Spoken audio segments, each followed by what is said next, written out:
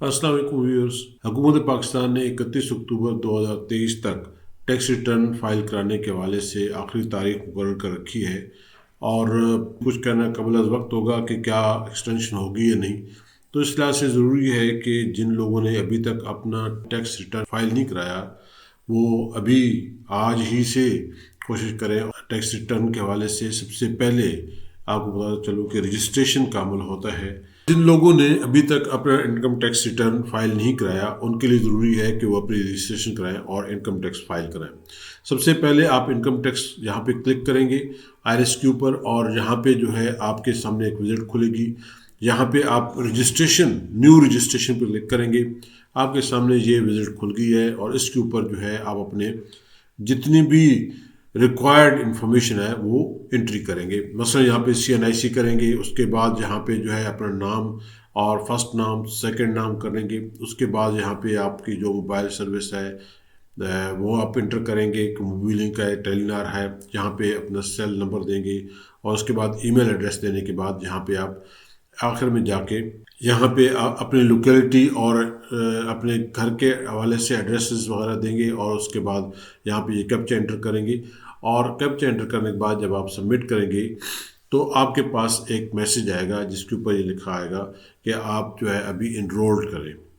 तो उसके लिए ज़रूरी है कि आप यहाँ पे इनरोलमेंट के लिए आप जाएंगे। ये रजिस्ट्रेशन के एंट्री के बाद आप जब इनरोलमेंट की तरफ जाएंगे तो यहाँ पे दोबारा इनकम टैक्स पे क्लिक करेंगे। यहाँ पे आपके सामने न्यू रजिस्ट्रेशन के साथ ही ये लिखा हुआ है ई इनरोलमेंट, यहाँ पे क्लिक करेंगे तो यहाँ पे आपके पास जो है दोबारा कुछ मालूमात मांगी जा रही हैं, जैसे CNIC यहाँ पे नंबर एंटर करेंगे, यहाँ पे नाम एंटर करेंगे, यहाँ पे करंट जो आपका सर्विस प्रोवाइडर है, मोबाइल लिंक है, जायज़ है, टेलीनार है या यू फोन है, जो भी है वो एंटर करेंगे। यहाँ पे अपना CNIC नंबर और यहाँ पे दोबारा आप अपना CNIC नंबर एंटर करेंगे। याद रहे कि रजिस्ट्रेशन के दौरान भी और यहाँ भी वही अपना सेल नंबर देंगे जो आपके CNIC पर रजिस्टर्ड है। इस तरह से यहाँ पे ईमेल देंगे और ये कैप्चा एंटर करने के बाद आपके पास ईमेल के ऊपर और SMS के ऊपर 2 कोड्स आएंगे और उन 2 कोड्स को आप इंटर करेंगे और उसके बाद आप जो है लॉगिन हो जाएंगे। व्यूअर्स, इनरोलमेंट के बाद आपने CNIC यहाँ पे इंटर करना है, पासवर्ड इंटर करना है और लॉगिन पे क्लिक करेंगे तो आपको जो एक विजिट मिलेगी। तो ये आपके सामने एक विजिट खुल गई है।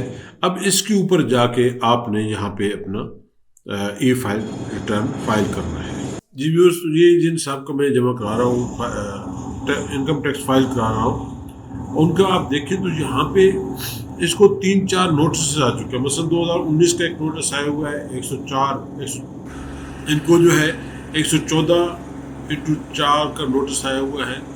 इस तरीके से 2019 का आया हुआ है, 20 का आया हुआ है, 22 का, और 22 से 23 का भी एक नोटिस आया हुआ है। अब इन नोटिस का जब तक जवाब नहीं देंगे तो आप नेक्स्ट जो आपने इनकम टैक्स रिटर्न फाइल करना है वो आप नहीं कर सकते। तो इसके लिए ज़रूरी है कि आप इन नोटिस का 1 बाय 1 जो है आप रिप्लाई करें। इसके लिए ज़रूरी है कि आप इसके यहाँ पे इस रिप्लाई के ऊपर क्लिक करेंगे। ये आपके सामने एक रिप्लाई टास्क खुल गया है। इसके ऊपर आपने जाकर अपना जो सिलेक्ट करना है कौन से टास्क पे आपने करना है। ये कंप्लीट ईयर के हवाले से आप इस पर क्लिक करेंगे, यहाँ पे ये आपके सामने खुल जाएगी विजिट। यहाँ पे आपने इसका एंट्री करनी है। उसके बाद फिर दूसरी आपने एंट्री करनी है, फिर तीसरी, और जो 1 बाय 1 करके जितने भी आपके ये पेंडिंग में टैक्स रिटर्न फाइल करने हैं वो आप जो है वो आपने 1 बाय 1 करके पहले ये अपने फाइल करेंगे और उसके बाद जाके जो है ये जो आपका करंट इनकम टैक्स फाइल है वो आप कर सकेंगे। इस डेस्कटॉप के ऊपर आप नज़र आ रहे हैं, यहाँ पे लिखा हुआ है इनकम टैक्स रिटर्न, यहाँ पे मैनेज योर प्रोफाइल, यहाँ पे दीगर मालूमात दी गई हैं और ये सेल टैक्स है और यहाँ पे जो है आप अपना सेल टैक्स रिटर्न जमा करा सकते हैं। आज आपको इस वीडियो में हम इनकम टैक्स रिटर्न के बारे में बताएंगे। यहाँ पे क्लिक करेंगे आप, क्लिक करने के बाद एक छोटी सी विंडो ओपन होगी। इसके अंदर आपको ये बता रहा है कि आपने जो टैक्स रिटर्न जमा कराना है किस साल का जमा कराना है। अब चूँकि 22-23 का जमा कराना है तो आप यहाँ पे 2023 लिख देंगे और इसको क्लिक करेंगे ये देखिए नीचे जो है ना 1 जुलाई 2022 से लेकर 30 जून 2023 तक का पीरियड आ गया है। और अगर आपने किसी और पीरियड का करना है, मतलब पिछले साल का भी करना है आपने, तो 2022 लिखेंगे तो वो जो है पीरियड सामने आ जाएगा। ये देखें आपके सामने वो पीरियड सामने आ जाएगा। भी हम अभी चलते हैं 2023 के नए माली साल का जो टैक्स है ये जो ख़त्म हो चुका है इसका जमा कराने का, जिसका अभी ड्यू है। तो 2023 पे जाएंगे।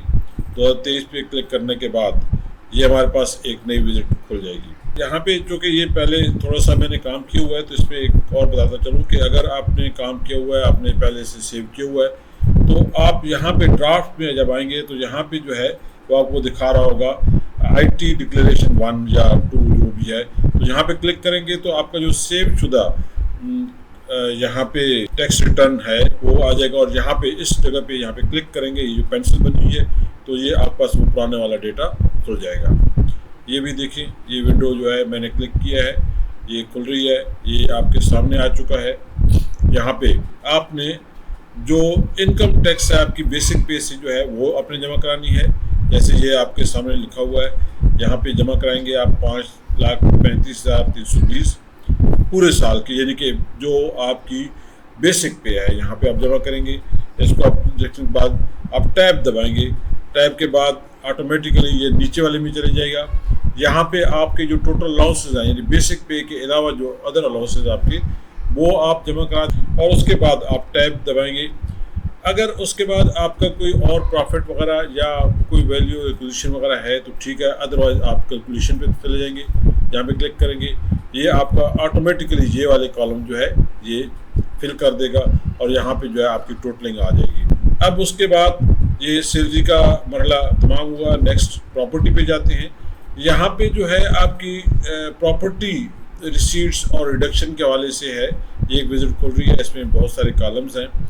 यहाँ पे मैं बताता चलूँ कि ये वो उन लोगों के लिए है जिनका प्रॉपर्टी चाहे वो इनहेरिटेंस में है, उन्होंने खरीदी हुई है, उस पर जो है काश्तकारी करते हैं या गुजारे रखे हुए हैं। तो आमतौर पे सैलरीड पर्सन का इसके साथ कोई ताल्लुक नहीं होता, क्योंकि उनको तो ये काम खुद करने नहीं होते।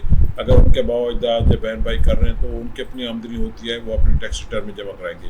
हाँ, अगर आपको कोई उसमें से हिस्सा मिलता है तो वो आप ज़रूर यहाँ पे लिख सकते हैं कि मुझे ये आमदन जो है बिज़नेस के ये मुख्तलिफ हैं, जिसमें रेवेन्यू आपका पास आया है, कोई बिज़नेस अगर कर रहे हैं उसमें कोई टैक्स जमा कराया तो वो एडजस्ट कर सकते हैं।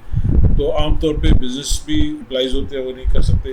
कैपिटल एसेट्स भी, long term assets, short term assets से अगर आपको कोई आपने गेन किया है, लॉस किया है, फ़र्ज़ करते हैं कि आपने कोई प्रॉपर्टी खरीदी हुई थी, वो आपने सेल किया है, तो उससे जो पहले आपका वैल्यू हुई थी उससे कोई आपको नुकसान हुआ है तो वो आप शामिल कर सकते हैं।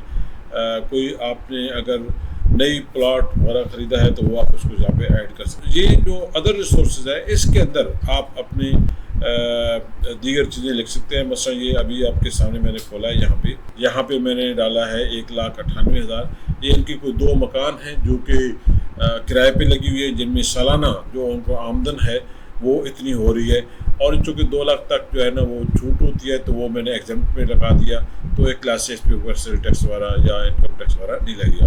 तो ये इसकी जो है यहाँ पे वैल्यू डाली है, यहाँ पे टैब लगाने के बाद यहाँ पे भी वैल्यू वही डाल दी कि ये इतना है, 2 लाख तक जो है ना वो इनकम छूट है। अगर यहाँ पे 2,25,000 या 3,20,000 होता तो हम यहाँ पे 2 लाख लिखते, चूँकि ये 2 लाख से कम है तो जितनी आमदन है वो तमाम की तमाम जो है एग्जेम्प्टेड है। तो उसके बाद यहाँ पे आप करेंगे और कैलकुलेशन में यहाँ पे क्लिक करेंगे तो ये जो है ऑटोमेटिकली ये आपस फिलिंग कर देगा। मैं दोबारा इसके सामने आपके सामने कर रहा हूँ, ये देखिए मैंने इसको डिलीट किया, ये डिलीट कर दिया, इसको भी डिलीट कर दिया। अब मैं दोबारा यहाँ पे कैलकुलेशन में जाता हूँ, आप देखिए कि ये सारे ज़ीरो हो जाएंगे, ये ज़ीरो हो गए। अब दोबारा मैं वही अमाउंट डालूँगा, यहाँ पे देखिएगा 1,98,000 था, ये टैब डालूँगा, ये फिर दोबारा 1,98,000 और ये दोबारा टैब लगाया और अब कैलकुलेट में जाऊँगा, ऑटोमेटिकली वो कैलकुलेशन करके यहाँ पे आपके सामने आ जाएगी, आपके सामने आ गई। याद रखिएगा क्योंकि आमतौर पे हम लोड शेडिंग का शिकार हो जाते हैं, तो इसलिए साथ साथ जो है ना अपना डेटा सेव करते जाइएगा। ये दोबारा मैं सेव कर रहा हूँ, यहाँ पे लिखा हुआ आ गया चेंज सेव्ड सक्सेसफुली। अब आगे चलते हैं, यहाँ पे फॉरेन एग्रीकल्चर के हवाले से कोई इनकम है, क्योंकि इससे हमारा कोई ताल्लुक नहीं होता है, तो इसको भी हम बंद कर देंगे। फिर यहाँ पे एक बड़ी अहम चीज़ आ गई है, वो है टैक्स चार्जेबल पेमेंट्स वगैरह। तो यहाँ पे जो टोटल डिडक्शन हुई है, जो टैक्स हमने दिया है और जो देना है और उसके एडजस्टमेंट के हवाले से है, यहाँ पे ये चार्जेबल टैक्स है। इस पे जाए अगर, तो यहाँ पे आपको एक विजिट खुलेगी जिसमें ये कहता है income tax and working capital. अब ये जो है, ये आमतौर पर सैलरी पर्सन के साथ इसका कोई ताल्लुक नहीं होता। नीचे जाएंगे, यहाँ पे टैक्स रिडक्शन है।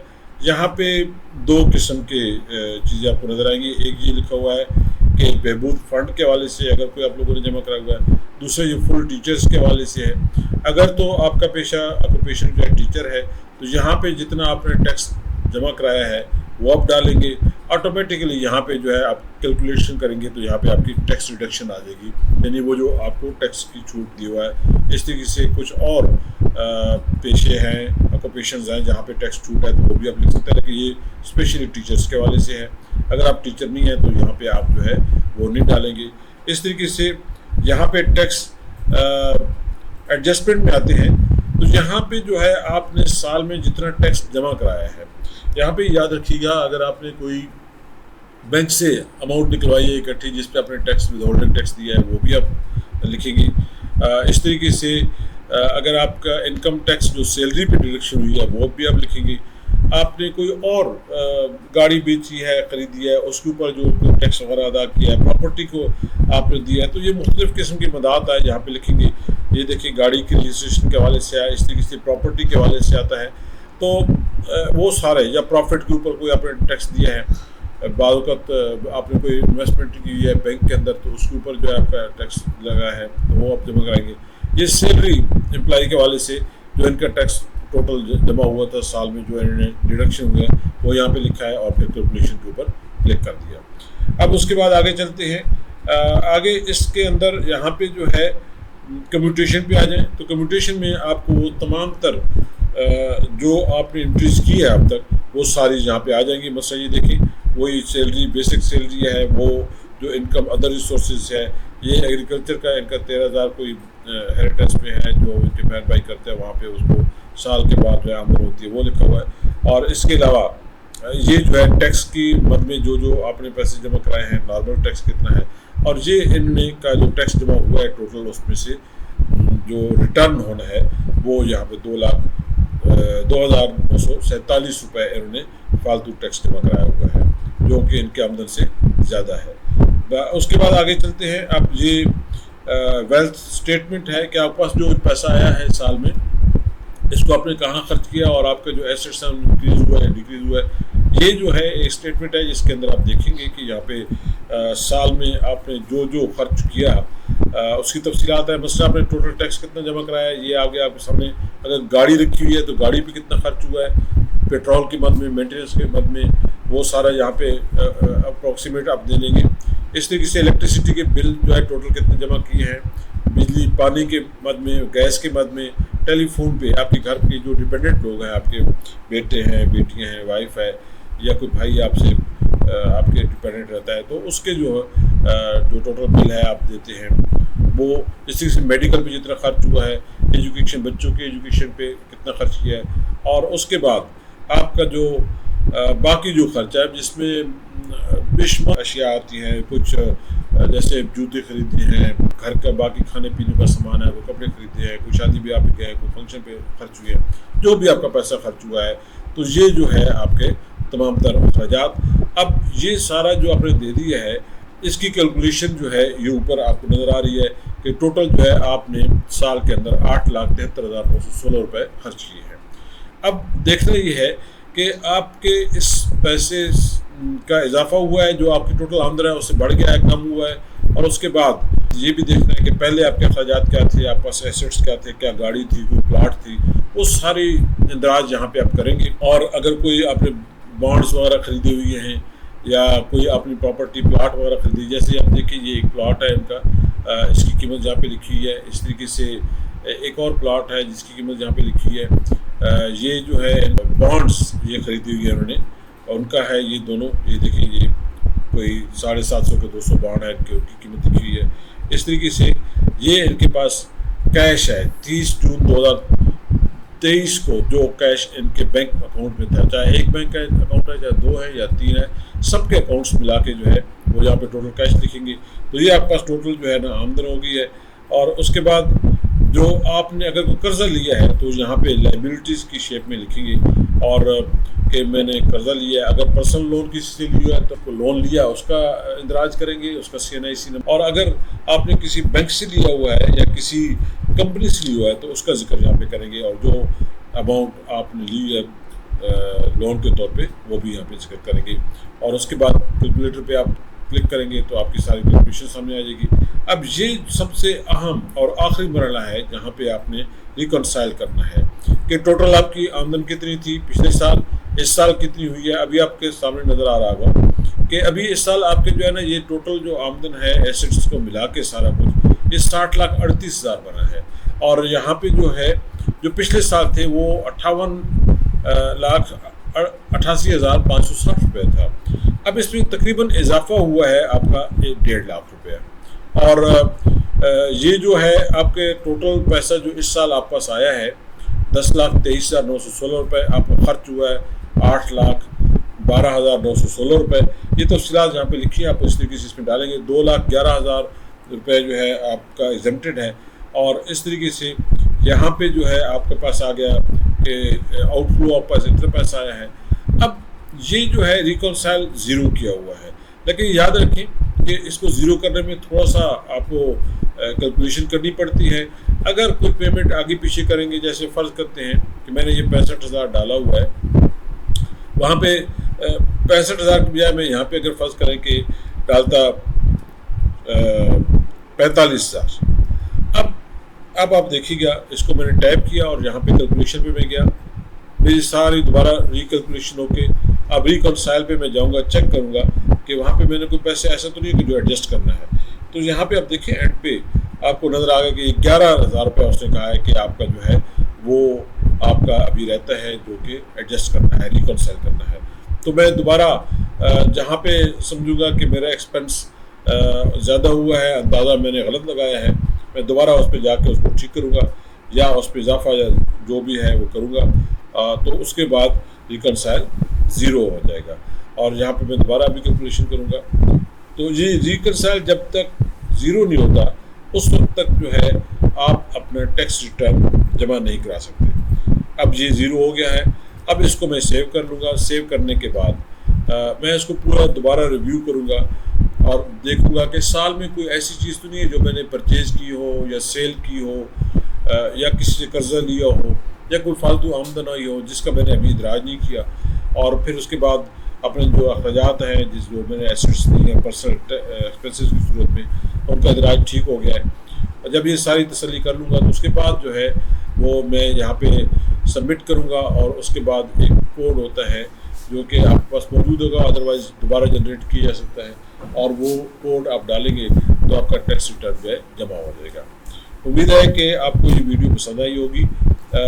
सेल्स टैक्स के हवाले से, नए रजिस्ट्रेशन के हवाले से मेरी दूसरी जो वीडियोज़ हैं आप उनको भी देखिएगा, आपको बहुत सारी मालूमात में इजाफा होगा।